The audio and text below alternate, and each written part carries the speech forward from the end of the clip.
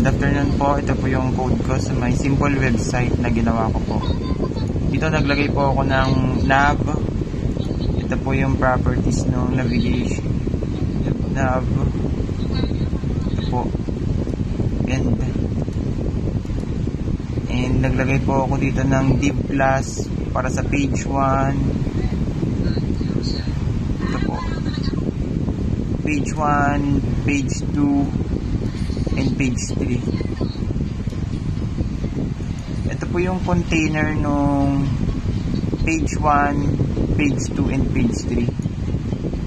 Tapos ito po yung sa may page 1. Ito po yung properties ng login form, which is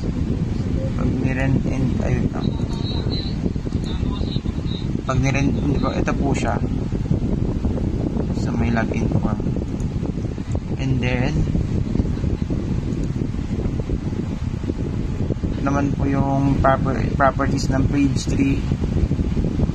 And dito po is naglagay po ako ng container para po sa mga products ko, which is ito po.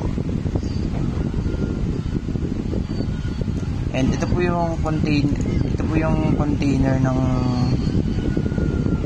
yung properties ng product ko. And sa my cards, page 1, page 2, and page 3.